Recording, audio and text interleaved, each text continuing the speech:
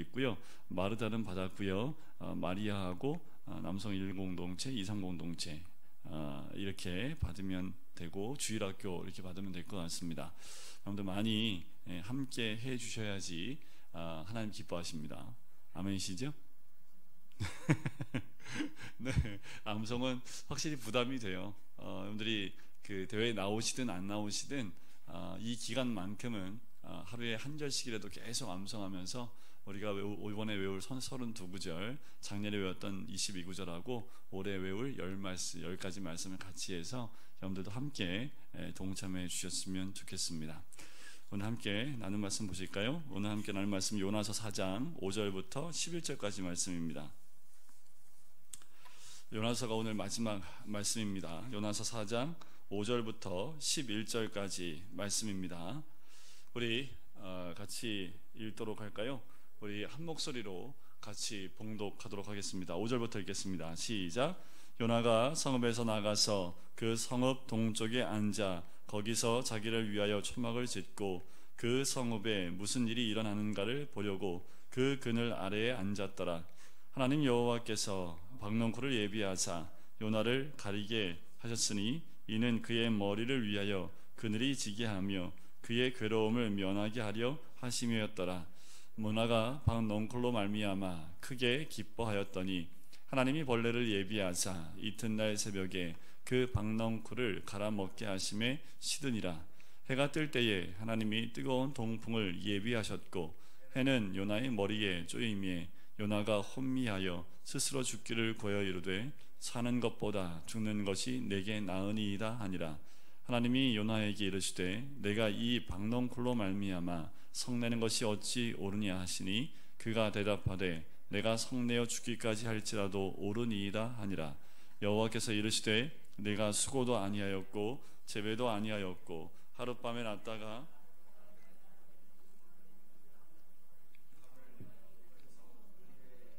좌우를 분별하지 못하는 자가 12만여 명이요 가축도 많이 있나니 내가 어찌 아끼지 아니하겠느냐 하시니라. 아멘. 오늘 본문의 말씀은 요나가 초막을 짓는 것부터 시작을 합니다. 초막을 짓고 이제 성읍 쪽을 바라보며 앉아 있습니다. 여러분들, 우리는 주로 어디에 앉아 계십니까? 또 어디에 앉아 계시길 원하십니까?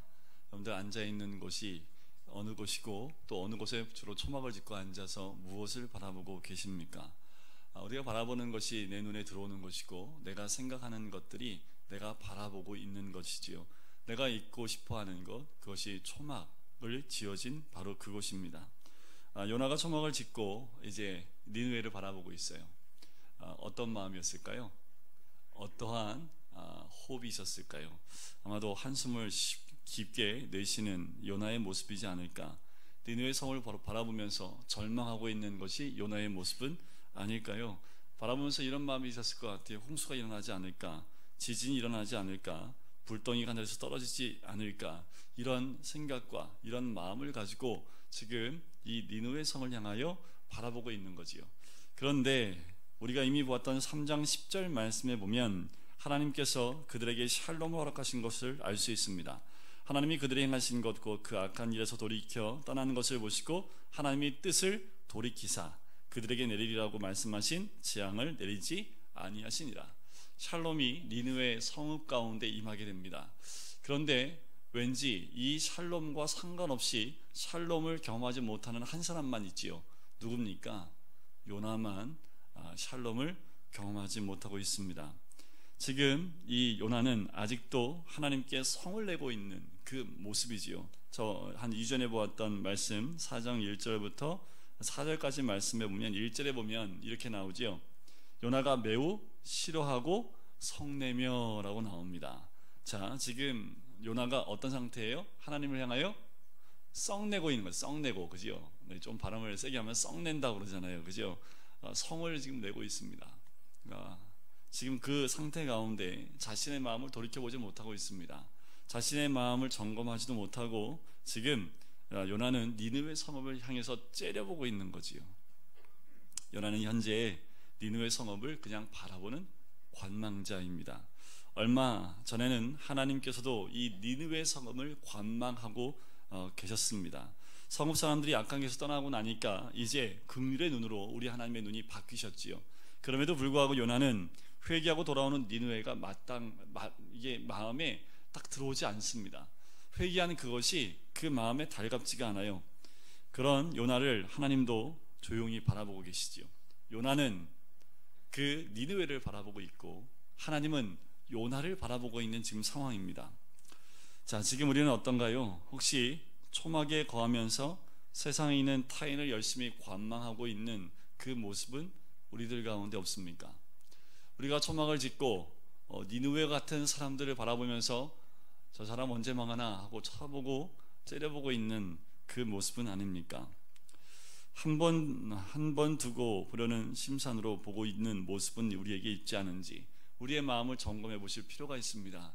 우리가 매일의 삶 가운데 니느웨와 같은 그런 사람들이 있다면 혹시 그들을 향한 마음이 지금 우리 요나와 같은 마음이 우리의 마음이 아닐까라는 거지요. 타인을 바라보며 속상할 때가 사실은 우리 자신의 마음을 잘 지켜야 할 때인 것 같습니다. 누군가에서 우리의 마음이 속상해요. 그래서 그를 바라보고 있다면 그때야말로 우리의 마음을 다시 점검해 볼 필요가 있는 거지요. 이렇게 중얼거리고 있을지도 모릅니다. 한번 너를 지켜보겠어. 어떻게 되는지 말이야. 이런 마음이 들고 있는 그런 사람들이 있다면 이제 관망자의 자세를 뛰어넘어서 하나님의 관점으로 사람들을 바라보는 우리가 되어야 될 줄 믿습니다. 근데 요나 선지자는 아직 말씀 가운데 그 단계까지 가지 못한 모습을 봐요.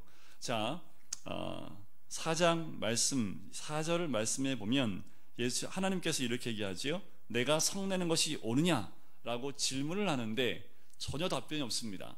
4절과 5절 사이에는 침묵이 흐르는데 며칠의 시간이 흘렀는지도 모릅니다. 얼마만큼의 시간이 흘렀는지도 몰라요. 그런데 참 조용하고 침묵만이 흐르고 있는 것을 보게 되는 거지요.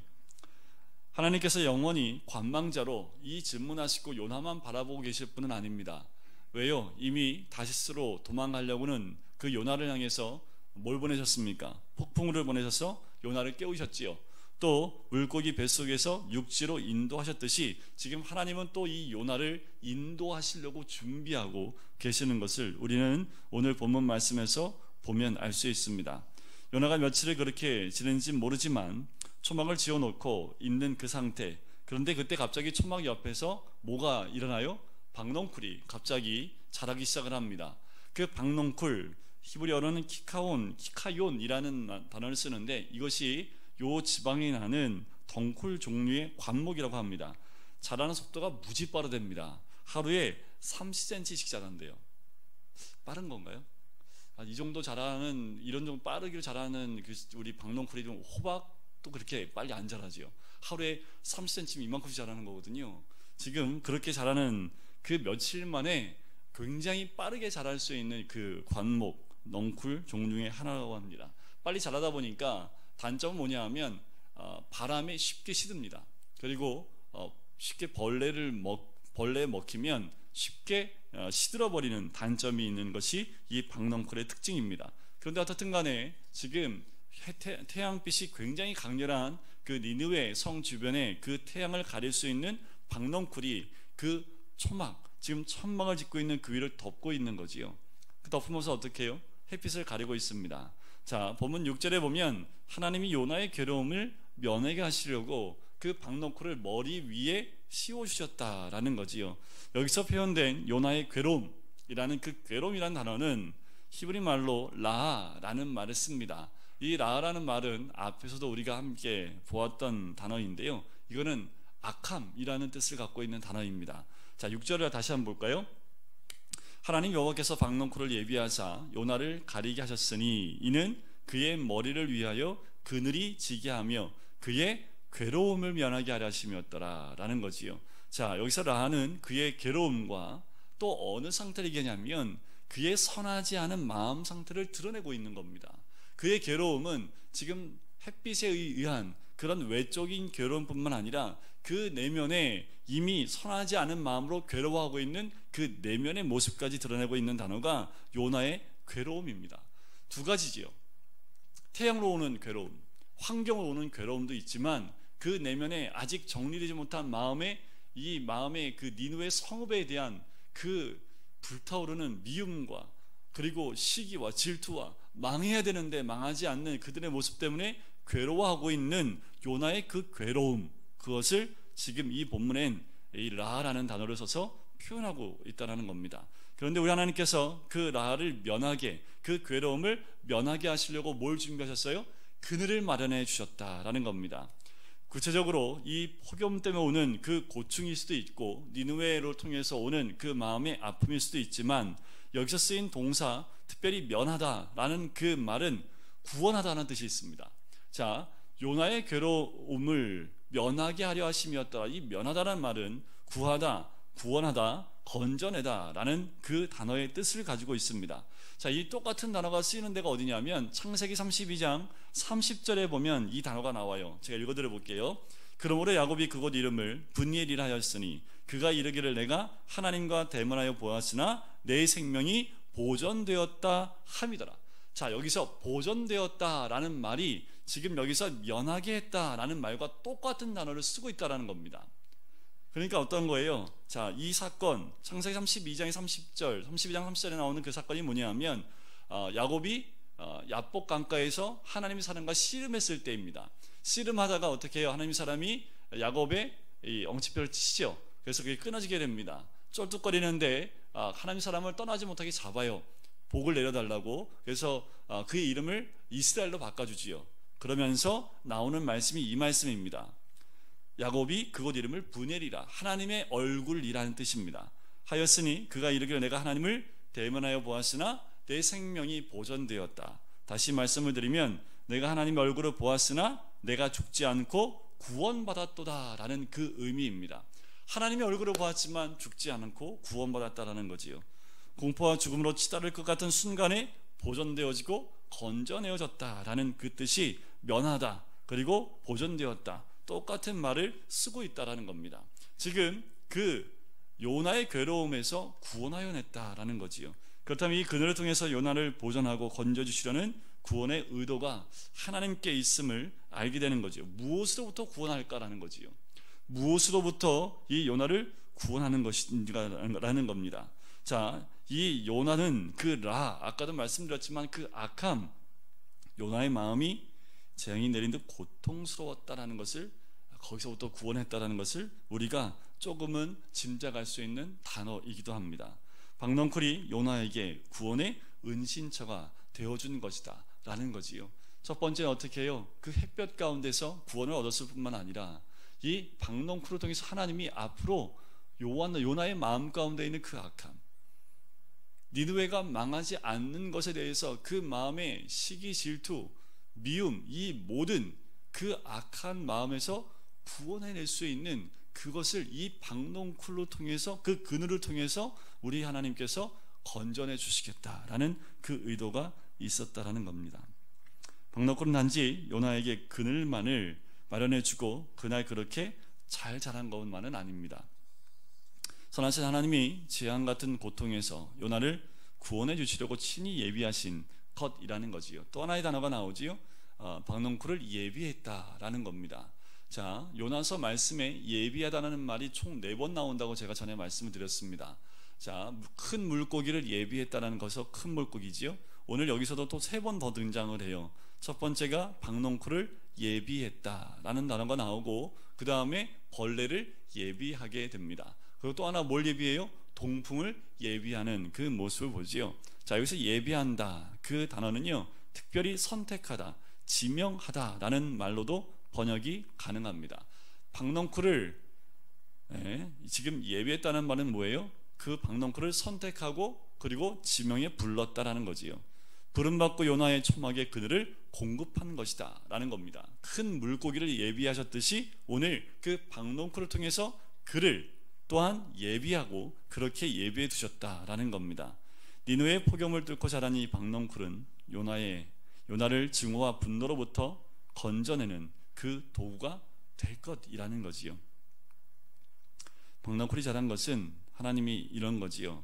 내가 성낸 것이 옳으냐라고 질문한 그 다음에 이 사건이 있었다라는 것을 우리가 절대로 잊으시면 안 됩니다. 그렇다면 이 질문에 요나가 대답을 하지 않았기 때문에 하나님이 박넝쿨을 통해서 뭔가 말씀해주고 있다라는 거지요.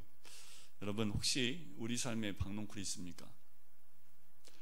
박넝쿨이 우리가 쌈 싸먹는 박넝쿨일 수도 있겠지만 그 외에 박넝쿨의 역할을 감당하는 사람일 수도 있겠지요. 우리 삶 가운데 우리 하나님께서 우리의 환경 가운데 구원하기 위해서 때로는 내 마음의 상태에서 또 내 마음의 어두운 상태에서 나를 구원하기 위해서 박넝쿨과 같은 그 사람을 예비하시고 준비해 놓으실 수 있다라는 겁니다. 지금은 없을 수 있어요. 지금은 구원받지 않아도 되는 상황일 수도 있습니다. 때나 요나처럼 니느웨 같은 그 성읍을 미워하고 그런 어두움 가운데 있다면 분명한 것은 하나님께서 우리를 깨닫게 하기 위한 박넝쿨의 그늘을 우리에게 허락해 주신다는 거지요. 곰곰이 생각해 보시면 우리 인생 가운데 이 박넝쿨 분명히 있었습니다. 우리의 삶 가운데 요나와 같이 천막을 치고 그 안에 앉아서 니느웨를 째려보고 있다면 분명히 또 하나님은 그 박넝쿨을 허락해 주신다는 겁니다. 그런데 한 가지는요, 박넝쿨이 얼마나 갈까요? 참 안타까운 것은 벌레만 생겨도 없어지고요, 바람만 불어도 곧 사라지는 한계가 있는 것이 이 박넝쿨이라는 거지요. 박넝쿨 같은 존재의 사람이 우리 주변에 있다 하더라도 영원할 수 없습니다. 우리를 도울 수 있는 분은 누구밖에 없어요? 하나님밖에 없는 거지요. 박넝쿨이 하나님을 대신할 수 있지만 영원히 할 수는 없다라는 겁니다. 자, 7절을 보세요. 박넝쿨이 가려다 둔 그늘이 어떻게 사라지는지가 나옵니다. 하나님이 벌레를 예비하사 이튿날 새벽에 그 박넝쿨을 갉아먹게 하심에 시르니라. 갑작스럽게 사라집니다. 박넝쿨이 갑자기 훅 자라서 이 요나가 만든 그 천막을 뒤덮더니 또 하루가 지나기 전에 바로 새벽녘에 벌레가 와서, 벌레는 한 마리가 아니겠죠, 벌레떼가 와서 싹 갉아먹으니까 어떻게 해요? 한순간에 사라져 버립니다. 박넝쿨의 존재가 그렇지요.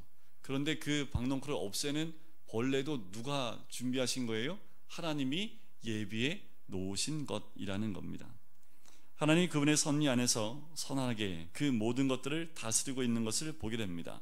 벌레도 하나님 말씀에 따라서 그분의 뜻을 따라 충실하게 그것을 갉아 먹고 있다라는 겁니다. 또 벌레 같은 사람이 있지요. 그죠? 네. 박넝쿨 같은 사람이 있으면 그 박넝쿨을 사라지게 하는 벌레 같은 역할을 하는 사람도 우리 주변에 있고, 사람이 아닐지라도 사건이 그렇게 우리에게 닥쳐올 수도 있습니다.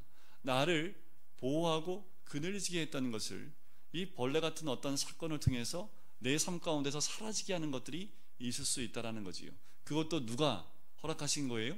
하나님이 예비해 놓으신 것이라는 겁니다. 요나의 즐거움이 와장창 무너져 내립니다. 설상가상이지요. 거기다가 뭐까지 불어요? 동풍까지 붑니다. 8절 보실까요? 해가 뜰 때 하나님이 뜨거운 동풍을 예비하셨고, 또 예비해 놓으십니다. 우리 하나님이 한번 몰아붙이시면 그냥 정신이 없어요. 그지요? 한번 몰아치시면 한 가지만 하시면 좋은데 한번 몰아치면 욥을 생각해 보시면 됩니다.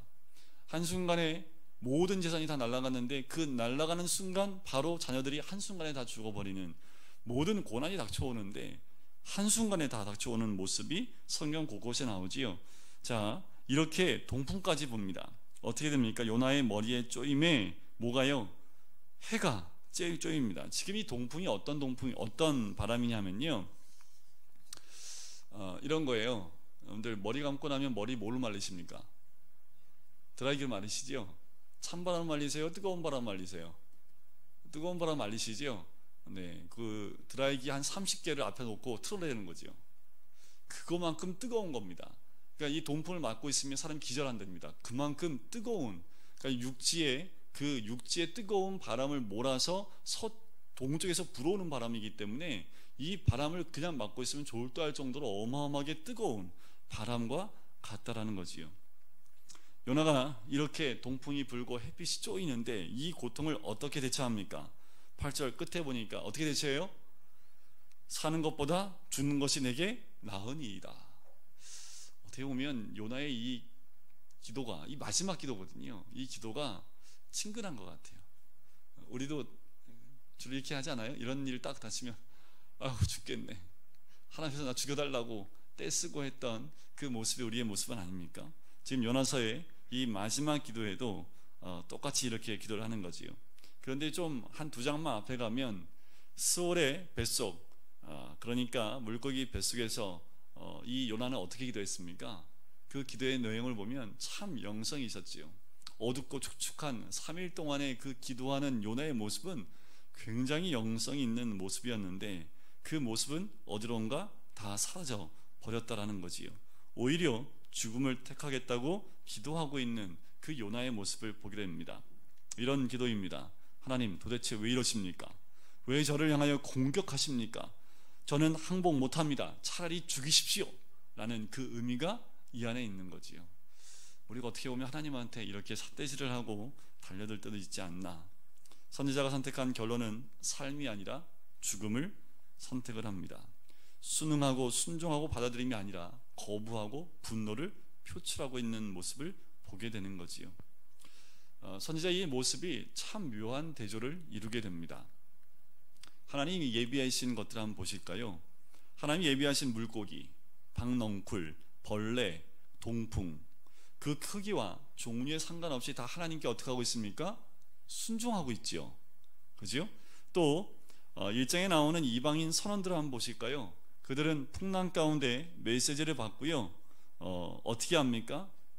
순종하는 모습을 보게 되고요, 또 회개한 니느웨 성읍 역시 하나님께 주저없이 순종하여 회개하고 주께로 돌아오는 그 모습을 봅니다. 그런데 요나서 가운데 딱 한 사람만 순종하지 않는 사람으로, 정하는 모습으로 등장한다는 거지요. 그 사람이 누구라고요?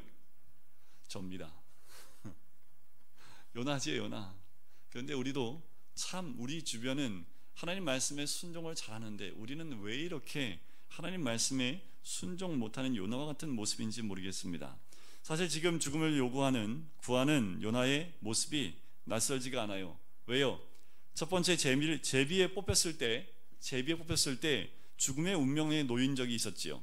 그때도 한번 보실 수 있고요, 실제 스올에 내려간 죽음을 경험을 하셨습니다. 세 번째는 이미 한 번 하나님께 죽기를 구한 적이 있습니다. 그러니까 요나가 지금 죽여달라는 그 말이 낯설지 않아요. 제비 뽑히니까 어떻게 해요? 나를 바다에 던지라 라고 했던 사람입니다. 실제로 그 죽음 밑바닥까지 내려갔던 사람이고, 그리고 4장 3절에 보면 죽는 것이 낫겠습니다 라고 이미 죽음에 대해서 언급했던 그의 말을 보면 늘 수동적으로 죽음을 택하는 참 우울질적인 사람이 이 요나가 아닌가. 근데 한 가지 물음표가 던져져요. 뭐냐 하면 왜 초막 치고 거기 있냐는 거지요. 다 전했잖아요. 그럼 어디 가면 돼요? 고향으로 돌아가면 되잖아요. 왜 고향으로 안 돌아가고 니느웨 성읍 건너편에 앉아가지고 왜 거기서 죽여달라고 기도를 하고 있는 요나의 모습이 참 이해가 안 갑니다.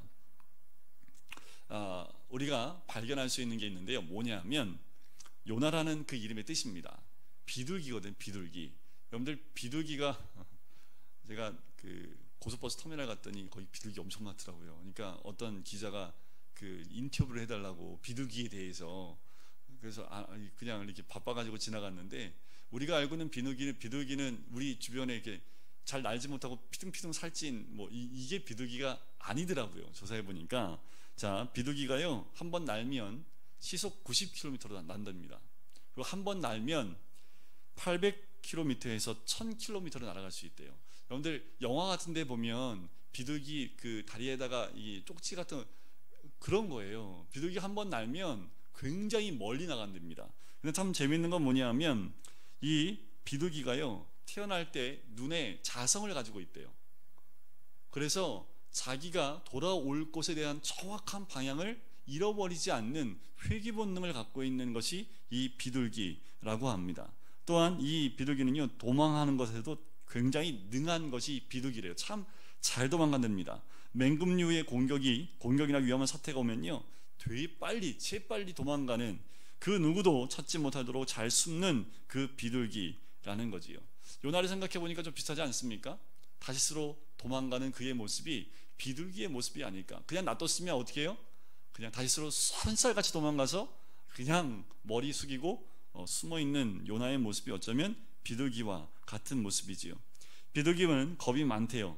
두려움에 잘 떠는 새이기도 합니다. 그래서요, 수동적이랍니다. 굉장히. 요나가 그렇지요? 굉장히 수동적인 모습을 볼 수가 있습니다. 요나는 고국에 있을 때 이스라엘 영토를 회복할 것이라는 평강의 소식을 주로 전했던 요나의 모습입니다. 좋은 소식만 고국에 전하고 싶었던 이 요나였기 때문에 니느웨 성읍에 가서 무너진다라고 외치기 꺼려 했음에도 좀 우리가 이해할 수 있습니다. 그런데 비둘기 요나를 더 잘 알기 위해서 우리가 비둘기가 처음 나왔던 것을 한번 좀 보면 더 재미있는 것을 알 수 있습니다. 성경에서 비둘기가 제일 먼저 나온 데가 어딘지 아십니까? 창세기 때 어디에 나옵니까? 노아의 방주 때, 그죠? 노아의 방주가 아라랏산에 머물렀을 때 물이 빠졌는지 안 빠졌는지 어떻게 합니까? 처음에 뭘 내보내요? 까마귀를 내보냅니다. 근데 까마귀 나가면 안 들어와요. 까마귀는 뭘 좋아합니까? 썩은 고기를 좋아해요. 그래서 돌아오지 않습니다. 근데 다음에 비둘기를 내보냅니다. 근데 앉을 곳이 없어서 다시 들어오죠. 7일을 기다렸다가 다시 내보냅니다. 그랬더니 뭘 가지고 와요? 감람잎 잎사귀를 가지고 오죠. 이게 무슨 의미냐면 비둘기는 자기가 있는 곳, 그곳에 보금자리를 만들려는 그런 성향이 있답니다. 그러니까 이 잎사귀를 가지고 왔다는 건 뭐로 의미하냐면 방주에 그 보금자리를 만들겠다는 그 의미를 가지고 이것을 가지고 온 거래요. 자, 그리고 7일 있다가 다시 내보냈더니 어떻게 합니까? 돌아와요, 안 돌아와요? 안 돌아오죠. 그리고 난 다음에 노아가 안심하고 밖으로 나옵니다. 왜 안심을 했냐 하면 비둘기가 어디로 갔을까요? 방주로 돌아오기 이전에 자기의 보금자리로 돌아간 거죠. 그러니까 뭐예요? 노아도 자기 집으로 돌아갈 수 있었던 겁니다. 비둘기의 이 모습인 거지요. 자기 집으로 돌아가려고 하는 회귀 본능이 있다라는 겁니다. 요나도 마찬가지입니다. 자, 요나가 초막을 지었다고 얘기하는데 이 히브리 말로 하면 수카라고 하는데 우리까지라는 뜻을 갖고 있어요. 자, 야곱이 그 형 에서를 만나고 난 다음에 우리간을 졌을 때 그것을 숫꽃이라고 이야기를 하지요. 그 이름의 뜻이 뭐냐면 새 둥지, 보금자리라는 뜻을 가지게 됩니다. 자, 요나는 그에서 한탄하면서 다시 고향으로 돌아가지 않아요. 자기가 비둘기는 다시 돌아와야 되는데 돌아오는 것을 억제하고 있다는 거지요. 그 이유가 있습니다. 뭐냐면 그는 비둘기도 똑같은데요, 자기가 안전하다고 생각하지 않으면 임시 거처에 그냥 머물려고 하는 것이 이 비둘기의 성향이 됩니다. 그러니까 지금 뭐예요? 요나도 지금 위협을 느끼고 있다는 겁니다. 자기가 고향으로 들어오지 않고 그것에 보금자리를 만들어서 거기서 죽겠다라는 건 뭐냐면 위협을 느끼고 있고 뭔가 비둘기가 느꼈던 그 공포감과 불안함 때문에 이도 돌아오지 않겠다라는 거지요. 지금 요나가 돌아오지 않는 이유가 여기에 있다는 겁니다. 불안하다라는 거지요. 왜 불안한지 아십니까? 이 아수라는 것은, 아수르 나라는 그 니느웨 백성은요, 한번 전쟁을 일으키면 굉장히 잔인한 민족이기 때문에 지금 현재로는 북이스라엘한테는 큰 어려움이 되지 않습니다. 하지만 항상 이 북이스라엘을 점령하기 위해서 공격을 해왔던 민족입니다. 그런데 이 니느웨가 멸망하지 않으면 결국 그 니느웨 백성, 아수르 백성이 어떻게 해요? 북이스라엘을 점령하지요. 실제로 BC 722년에 아수르에 의해서 북이스라엘은 멸망을 하게 됩니다. 그러니까 요나가 불안한 거예요. 그러니까 어떻게 해요? 그 자리에 보금자리를 만들고 떠나려 하지 않는 모습이라는 거지요. 자, 9절 말씀 한번 보실까요? 자, 하나님이 요나에게 이르십니다. 내가 이 박넝쿨로 말미암아 성내는 것이 어찌 옳으냐 하시니 그가 대답하되 내가 성내어 죽기까지 할지라도 옳으니이다. 드디어 하나님께 본색을 드러내는 요나의 모습입니다. 그죠? 자, 요나가 수동적이고 소극적인 태도가 있었는데 이제 직설적으로 하나님께 자기의 감정을, 자기의 모든 것을 드러내고 있는, 근데 이것도 비둘기의 특성하고 좀 비슷하답니다.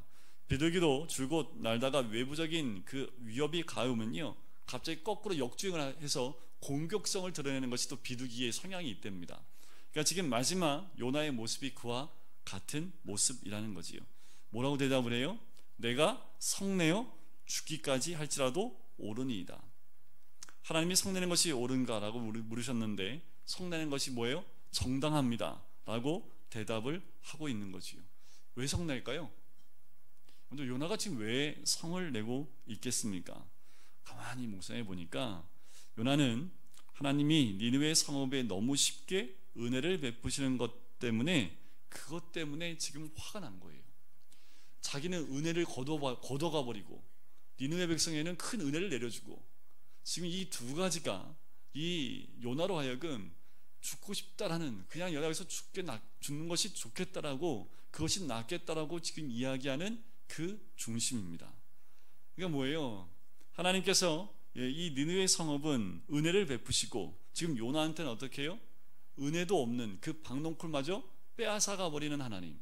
그렇게 요나는 생각을 한 겁니다. 여러분들 어떠십니까? 우리 삶 가운데 하나님 은혜가 없는 것 같아. 이게 진짜 은혜가 없어서 그럴까요? 아니면 남과 비교한 은혜입니까? 우리가 은혜 없이 살아갈 수 있습니까? 그런데도 우리는 은혜가 없다라는 그 마음의 생각이 들 때는요, 무엇인가 비교하여 내가 은혜가 좀 떨어지면 저 사람한테는 하나님의 은혜가 있으면 안 되는데 라고 생각이 드는 사람이 하나님의 은혜를 누리고 있다면 그것을 견딜 수가 없다라는 거지요. 하나님의 은혜를 거두어 가신다면 도저히 살아갈 수 없기 때문에 은혜는 그 요나에게도 충분히 있었고 그것을 잊으면 안 되는 거지요. 그런데 우리 어떻습니까? 잘 잊지요. 그 은혜를 참 잘 잊고 살아가고 망각하고 살아가는 것이 우리들의 모습입니다. 우리 지금 있는 곳이 어디입니까? 우리가 있는 그곳에 하나님의 은혜가 있습니다. 그런데 그 은혜를 발견하지 못하고 더 큰 은혜, 그 은혜를 받기를 원치 않는 사람의 은혜를 누리고 있을 때 그에 비하여 은혜가 부족하다라고 또 원망하고 불평하고 있는 모습이 우리의 모습은 아닙니까? 우리가 다시 회복해야 될 것이 있다면 하나님이 우리에게 주신 그 은혜를 감사하는 마음입니다. 이 요나가 지금 니느웨를 바라보면서 이 원망하는 거 아닙니까? 썩내어 죽기까지 할지라도 오르리이다. 하나님께 이렇게 지금 자기의 감정을 토해내고 있는 거지요. 자, 이제 하나님께서 마지막 10절과 11절 말씀을 통해서 마지막 결론의 말씀을 한 단어를 통해서 우리에게 알려주십니다. 10절과 11절 말씀을 같이 읽겠습니다. 시작. 여호와께서 이르시되 내가 수고도 아니하였고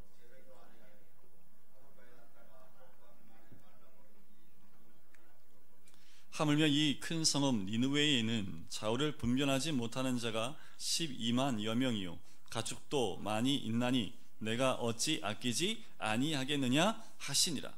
자, 여기서 하나님은 요나가 무성히 번졌다가 하룻밤 사이에 말라버린 박농쿨을 아꼈다라고 말씀하시지요.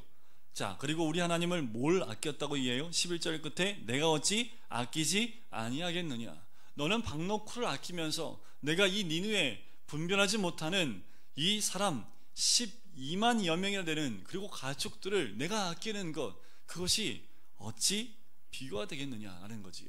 자, 여기서 아낀다라는 말은 히브리 말을 좀 많이 후스라는 히브리 말을 써요. 이 말 뜻이 뭐냐면 불쌍히 여기다, 아끼다라는 뜻이 있는데 이런 뜻입니다. 어리고 연약한 아기를 보살피며 측은히 여기는 어미의 심장이라는 뜻이 이 아끼다라는 뜻 가운데 있는 겁니다. 지금 요나가 박농쿨을 어떻게 아끼고 있는 거예요? 야리야리하잖아요. 그 박농쿨이 바람만 불어도 말라버리고 벌레만 먹어도 말라버리는 그게 너무나 아까운 거지요. 아끼고 싶은 거지요.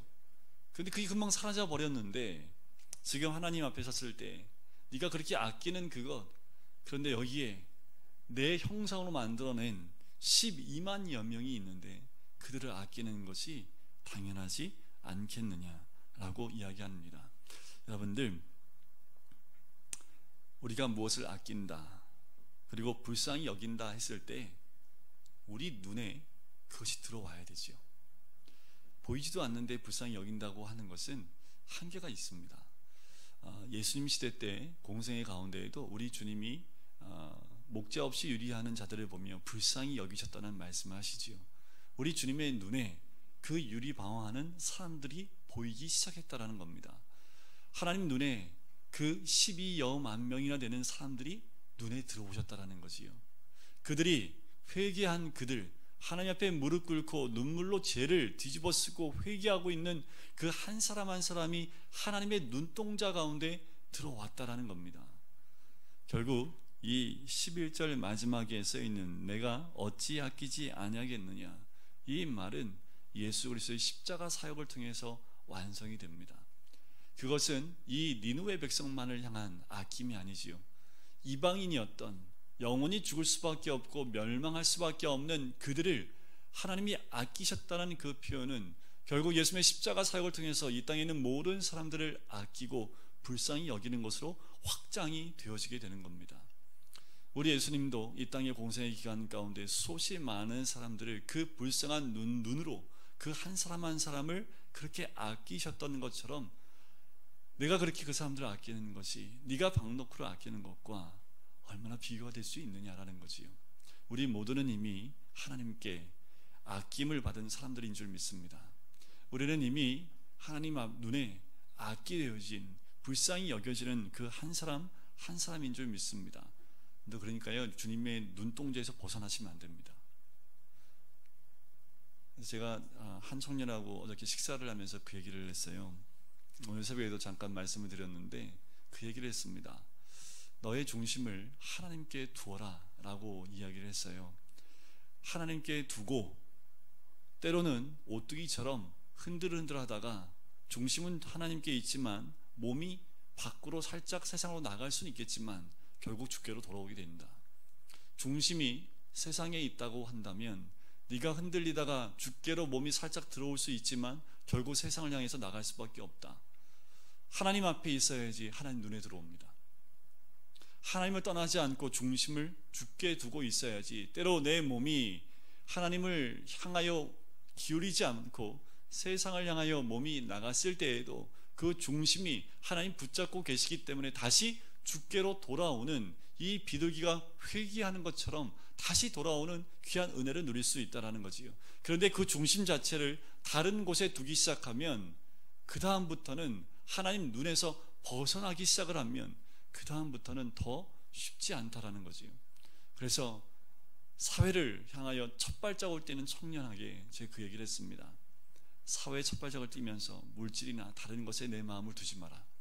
하나님께만 중심을 두고 하나님께 예쁘게 보여라 라고 얘기를 하셨습니다.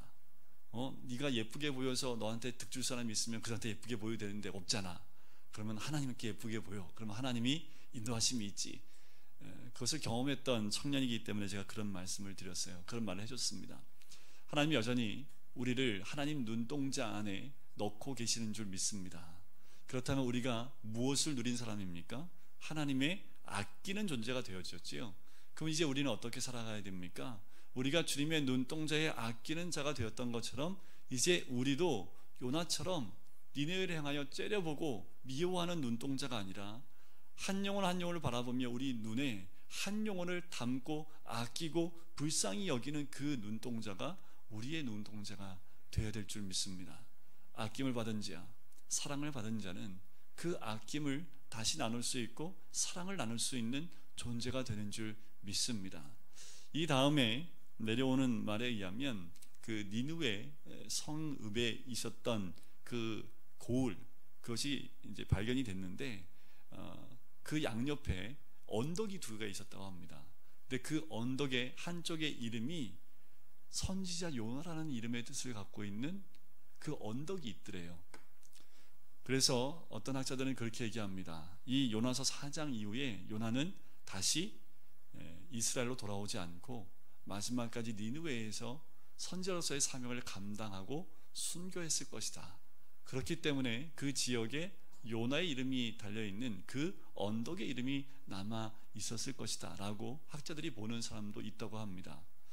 우리가 이제 하나님의 사랑을 받은 사람으로 우리가 있는 언덕이 어디에 있어야 될지, 우리가 바라보는 그 사람들을 어떻게 대해야 될지, 요나가 가졌던 그 중심이 또한 회심하고 돌아온 요나의 모습이 우리의 모습이 되어지고, 하나님의 가슴을 가지고 다시 니느웨 성읍을 사람들을 향하여 나갔던 그 요나, 그가 거기서 계속 있다 순교했는지는 알지 못하지만 회복되어진 요나, 선지자 요나처럼 이제 하나님의 뜻을 가지고 나가는 비둘기 요나처럼 우리도 다시 주의 복음을 들고 나가는 하나님의 사람이 되어야 될 줄 믿습니다.